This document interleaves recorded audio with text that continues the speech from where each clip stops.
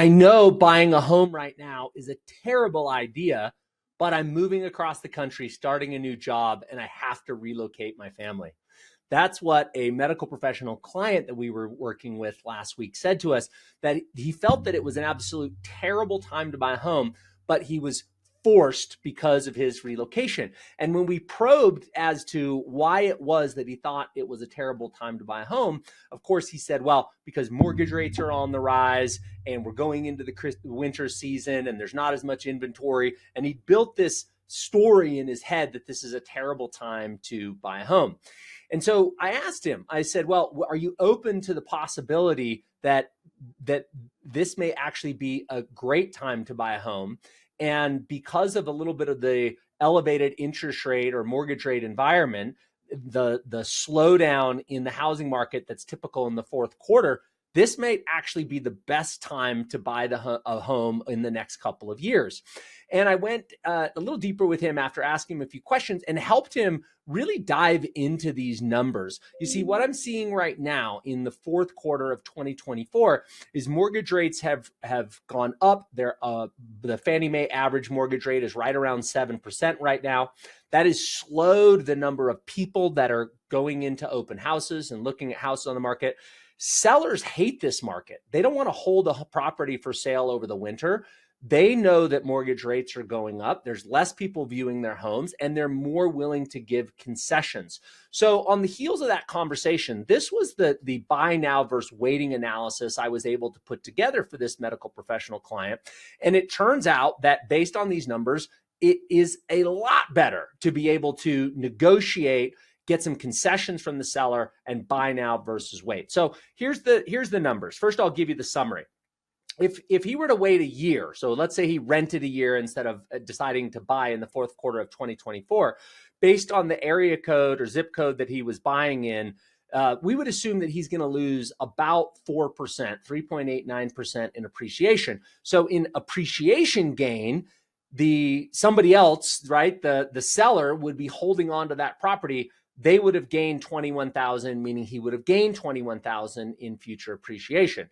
In addition to that, I actually showed him a strategy where the seller could pay a concession to buy down his interest rate for the first 3 years.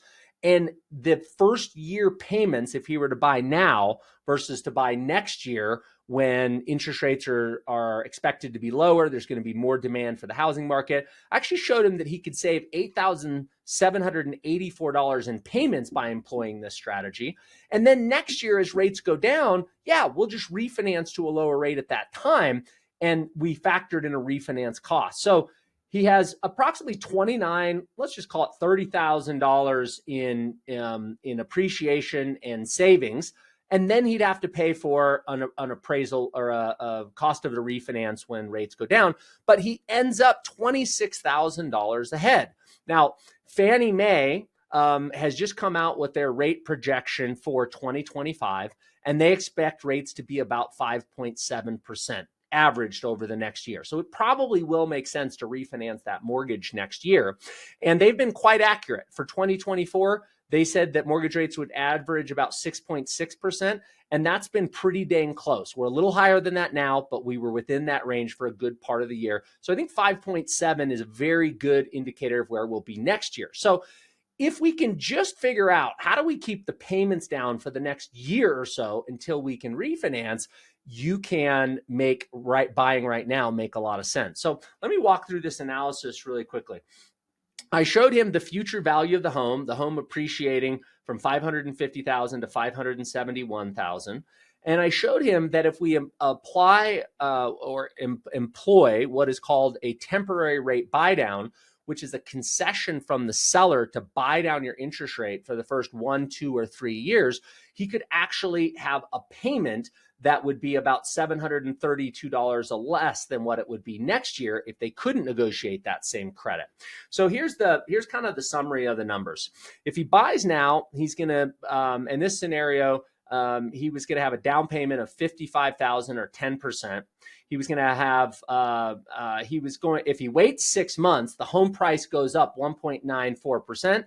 That obviously pushes up the price of the home. It also increases his down payment. If he waited a year, because he was likely going to have to sign a year lease, he'd have obviously a higher purchase price here, but also a higher down payment. So that's another advantage of buying now versus later. We factored in for him this analysis that, hey, today average rates are around 7%. If you wait 6 months, yes, you might be able to get a 6.5% rate. If you wait a year, yeah, we think rates could be down in that 6% range. So lower payment if you wait a year. But what's unique about the situation about the fourth quarter of 2024 is many of our clients are be able to negotiate these buy downs that I talked about. And so we showed him in this analysis that if he was able to get the seller to contribute a concession towards a 3-2-1 buy down, for the first year, he would make payments not on 7%, he'd make payments based on a 4% mortgage rate. And then if we didn't refinance in year 1, in year 2, he would make payments based on a 5% interest rate. And then in year 3, he would make payments based on a 6% interest rate. So if we can refinance him in the first 3 years, he locks in today's price, and he's likely to be able to negotiate a concession from the seller so that he has a reduced interest rate for those first 3 years. All in, his first year payment, if he can get that seller concession for the temporary buy down, is only $2,937. That includes taxes and insurance.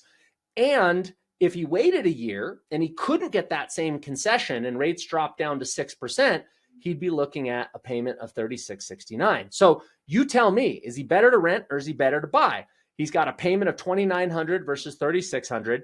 His cash to close is $55,000 versus $67,000. And he's gained that appreciation of $21,000 over the next, or 3.89% over the next year.